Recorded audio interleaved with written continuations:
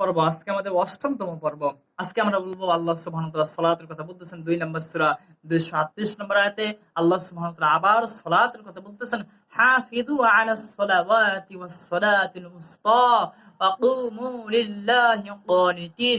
রব্বুল আলামিন বলতেছেন, তোমরা সালাতের প্রতি যত্নবান হও। আমরা কি সালাতের প্রতি যত্নবান হই?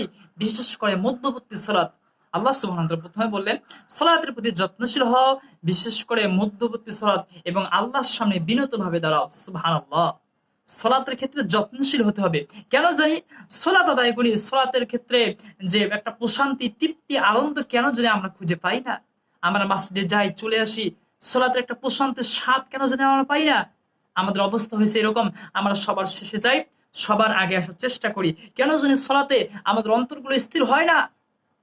মাছ যেমন ডাঙ্গায় থাকতে চায় না, ঠিক আমাদের অন্তরগুলো হয়েছে এরকম। পাখি যেমন খাঁচার ভিতরে থাকতে চায় না, আমাদের অন্তরগুলো পাখির মতো ছটফট করে মসজিদে গেলে যে কখন মসজিদ থেকে বাইরে হতে পারবো। কেন জানি সালাতের ক্ষেত্রে আমরা স্বাদ, তৃপ্তি পাই না।